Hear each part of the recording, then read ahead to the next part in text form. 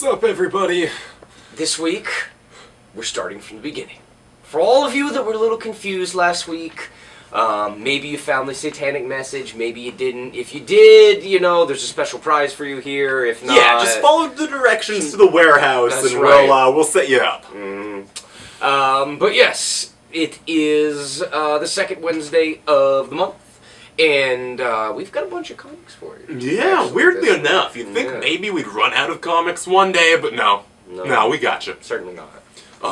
Start off here with a debut, an all-new debut from All New Marvel Now. This is All New Doop. Is it new enough for you?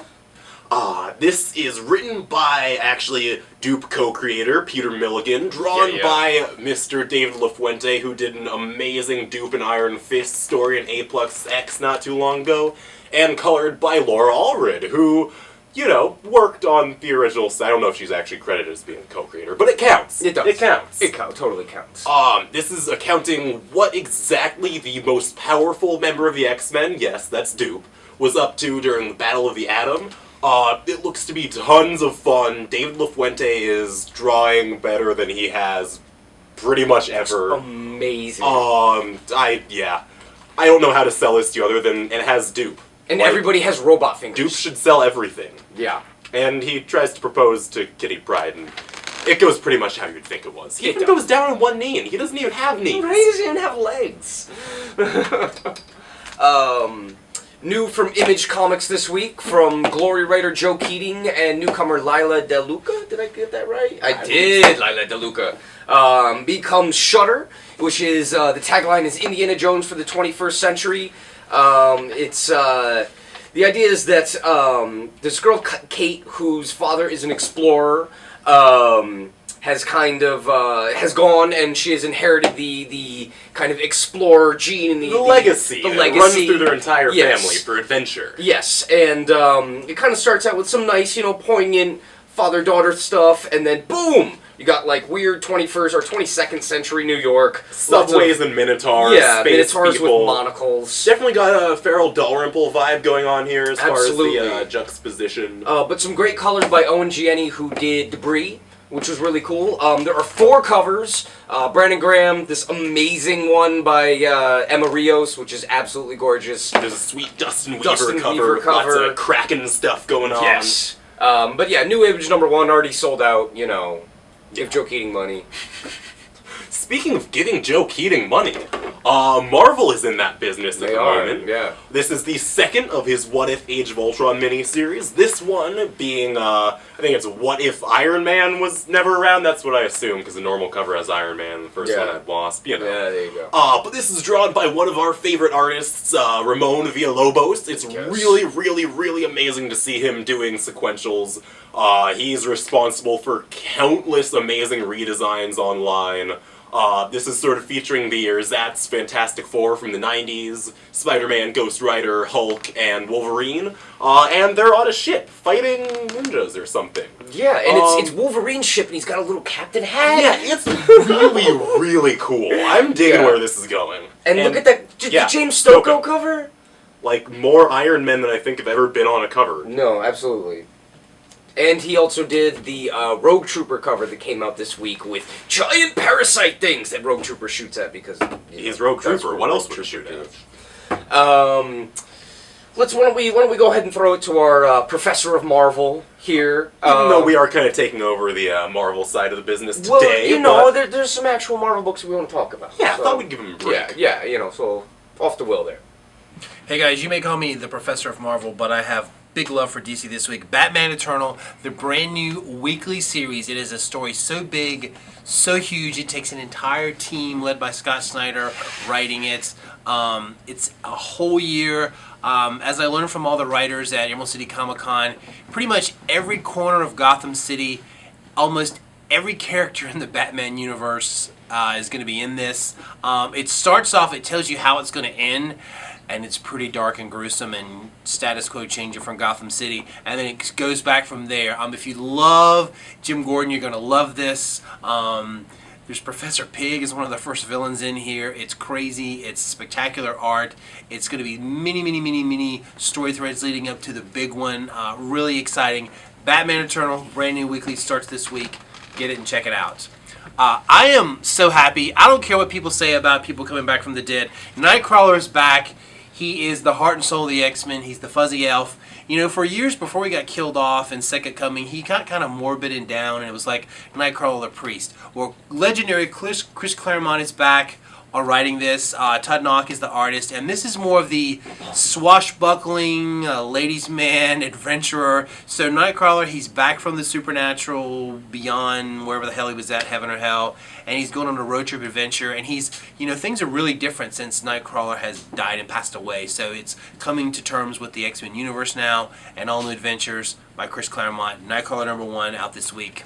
I can't believe it was 25 issues ago that Brian Michael Bendis decided to bring back the original X-Men. Well, Beast did it, actually.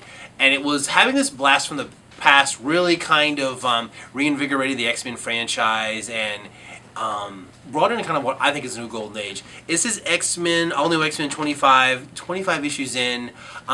This is told from the Beast point of view, and it's an all-star team of artists. I mean, it's spectacular. David Marquez, J.G. Jones, Art Adams, David Mack, Scotty Young. It's just pretty spectacular art in here, and it all tells the story of where the all-new X-Men are, what's happening next with them. Beautiful, beautiful, amazing story, and an incredible collection of artists. And my final book for the week, you know, the thing about the Ultimate line is when people are dead, they stay dead. And it's this weird line that it keeps reinvigorating itself. In the aftermath of Cataclysm, when Galactus just pretty much devoured most of the Ultimate Universe. Then last week we had Survive. That's still on the store shelves here. But out of that is going to be 4 new books, and this is the all-new Ultimates. These are the all-new teenagers. It's Miles Morales. It's Cloak and Dagger. I'm told Kitty Pryde is going to be joining. Black Widow, Spider-Woman, fighting in a brand new world. This is more of like a teen street team on the new world, on the streets of New York in the aftermath of Galactus. Weird new threats and street gangs. Pretty cool. It's by the guy who brings you Copra, which you guys are going to be talking about this week. So really exciting, all new. The Ultimate Universe just keeps reinvigorating itself. So those are my picks for this week. Back to you guys. Thank you, Will. Yeah. And speaking of Mr. Michael Fife. Are we speaking of him now? Operates, we'll pull on that. We'll pull on that thread. All right. We've got Copra, number 13. And you might go, hey, wait! That was only a 12-issue mini. And yes, you would be completely correct. But it was so popular because of readers like you. Right? If you didn't buy it, you know. Readers like us. Readers like us, and shame on you. Copra number 13, yes. Not only is he now, because of this, writing a book for the Big Two for Marvel, he has decided to continue on. This issue is, well, you know what? I'm not even going to really tell you what it's about because Death it's Copra. Chase. It's all that matters. The Death Chase. There you go. That's what the inside cover says. I'm not just yelling nonsense. Yeah, he is. But this issue comes with a special surprise, which I'm going to spoil for you right now because it's on the video. Comes with a poster. It's friggin' awesome. Yeah. You know the big, awesome image on the back of the first 12 issues that you totally missed out on if you didn't buy them? It's that. It is absolutely worth it. This one, I don't know what the hell's going on back here. But I don't think it's interconnecting with anything. It's deep, man. It's deep. What? Anyways, moving on. Because there is never enough new number ones. The newest Dynamite sort of rehash of a Golden Age property, which is, you know, a large amount of their business, but this seems to be one of the most promising so far. Yes. This is Flash Gordon, number 1, by the really all-star team right here. Jeff Parker, Evan Shaner, and Jordi Belair. Jeff Parker, writer of Everything Fun Ever. Yes. Evan Shaner, artist of Buddy Cops, also known as the only other fun comic ever. And Jordi Belair, who's Jordi Belair. Colors everything. Yeah. Adding yet another book to her whatevers, yeah. Super classy adventure going on here. Beautiful forest spread going on there. I mean, if you're a fan of the Flash Gordon movie, you know, the one with the great soundtrack by Queen that you're a terrible person if you're not a fan of, you'll love this. And it's directly beamed to every page turn. It's just like, Flash! Yeah. That's kind of what it's like. Or if, you know, we could record our own version and sell that for like $1 a pop online. If you want it, hey, let us know. Yeah, if you want us to sing, we could add music that we'll sing in here, but, you know, That'll cost you. It will cost you. Alright. Dipping into the Marvel again this week. Yes! It's already out again. Ghost Rider #2. This is like the most popular comic on Tumblr. I can't go 3 posts without seeing something about Robbie Reyes. Rightly so. Which is insane, but awesome. Felipe Smith, Tradmore, killing it on this book. I mean, I don't know what to tell you. Like, 2 pages in, Morgan said he needed new pants. And you know what I said? 1 page in, I needed new pants. Alright? I mean, you start like these bullet casings just flying at you. And then flames. And then speed lines that don't even make sense. And then more flames. And then eyeballs. Huge dudes. And huge guys. Oh my god. There's also huge ladies. Yes, there are huge ladies. Holy shit, those are, I mean, yeah. Yeah. Buy it. You just need to buy this comic. Yeah, I just need to take a minute to cool off. I'm just sitting here and look at this. Yeah.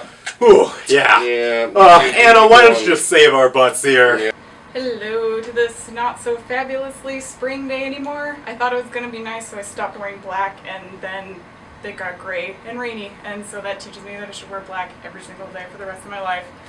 But I'm gonna start this week out with Flash Gordon, #1. If you don't know about Flash Gordon as a cultural icon, I don't know if I can help you there, except to say that you should pick up this #1 first issue by Jeff Parker, Batman 66, Doc Shaner, and also Jordi Belair.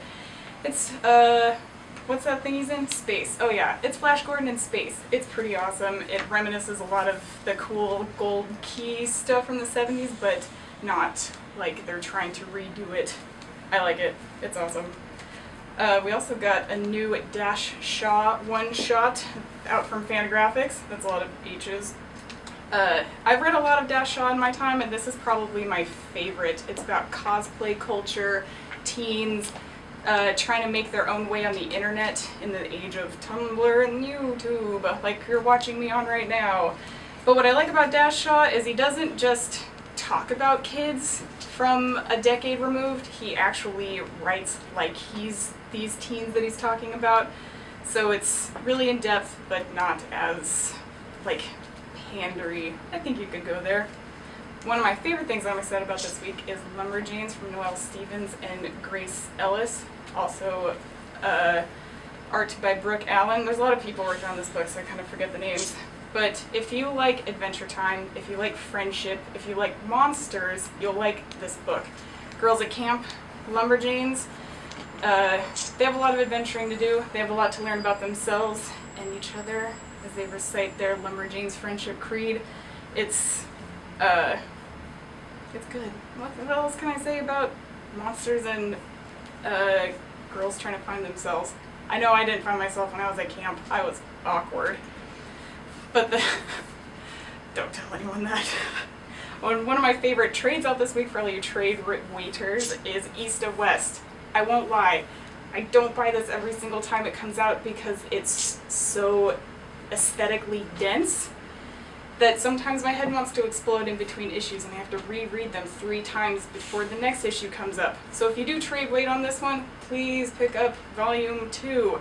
And if you pick up Volume 2 and are as intrigued as you should be by the entire Western sci-fi mind explosion that Hickman likes to present in all of his comics, issue 11 is out, following up the trade paperback. The Chosen have started to splinter, the Bride of War is making her way through the world, and impending apocalypse. I think that's been happening the entire time, though. It's an underlying theme, impending apocalypse. But aren't we all facing an impending apocalypse? Thanks.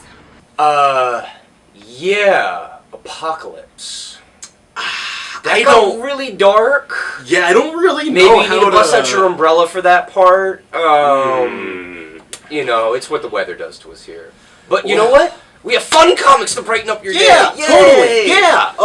Since Daredevil is like the funnest thing ever, and you're already super jazzed about the #1 issue, but we can't get the #2 to you quite yet. Not yet. We have Daredevil 1.50. Yeah, Not 1.5. No. Forget everything you learned about math and decimals and everything. 2, 3. No. This is 1.50. Celebrating actually Daredevil's 50th anniversary. Okay, I see what they did there. Got a beautiful cover by, I am just blanking on his name and I don't know why. I want to say Javier Pulido, but it's, The guy that does every other cover for Daredevil. Paulo Rivera, yeah. Yeah, Paulo Rivera. Which Really good. also Why got, are you like, backing me up here, man? Shut up. It's got everybody's name that ever worked on Daredevil pretty much Which written is in graffiti. Awesome. Yeah. It's written by Mark Waid. There are a couple backup issues. There's some Bendis and Maylev in here. There's a bit of Carl Kessel in the back, weirdly enough. But super fun celebratory issue right there. And if you ever wanted to know what Daredevil looked like in 90s visor, goggles and a cowboy hat, It's there. I don't know why anyone would ever want to know that, but it's hey. there. And topping it off this week, oh yes, Mr. Carr Andrews is back with the funkiest white man to ever throw punches in the Marvel Universe. This is Iron Fist, Danny Yeah, Rand, look at that, like, number one. what does Iron Fist do? Does he punch things? Well, in this one, he fights ninjas. He pops sleeping pills, but those don't really work. But yes, the last you saw Iron Fist was the unfortunately short-lived Defenders book by Matt Fraction. And while we were all hoping for a Matt Fraction written Iron Fist book, which obviously is just not happening... He did it once. He's not going back. He's not going to do it back. He tried to give us more Defenders, but It's people true. didn't want it. People didn't want it, and shame on you people if you were part of that. But this is totally written, directed, edited, drawn, everything by Carr Andrews. He does a nice little bit in the back talking about how Steranko blew his mind when he was a kid, and you could really see the influence in this. He did.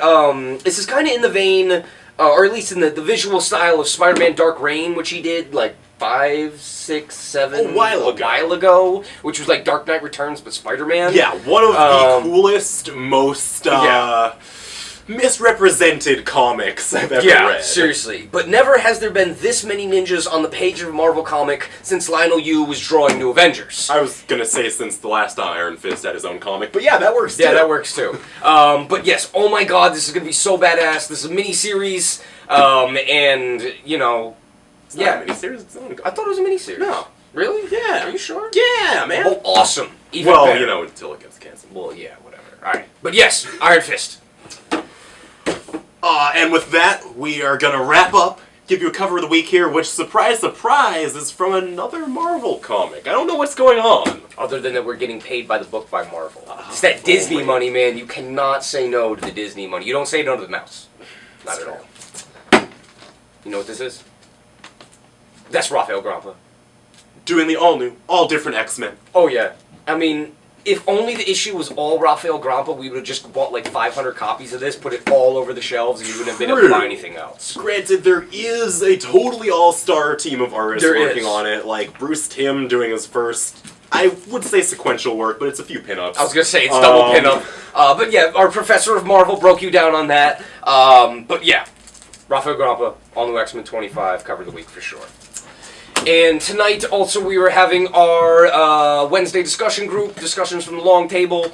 Come hang out. I will push comics on you that, if you didn't watch this video, I'm going to just regurgitate what I said here and make you buy them, and then yell at you because I'm immediately close to you, and then shake you until you buy them. He's probably going to do the yelling and shaking first, though. It's true. Shoot first, ask questions later. Absolutely.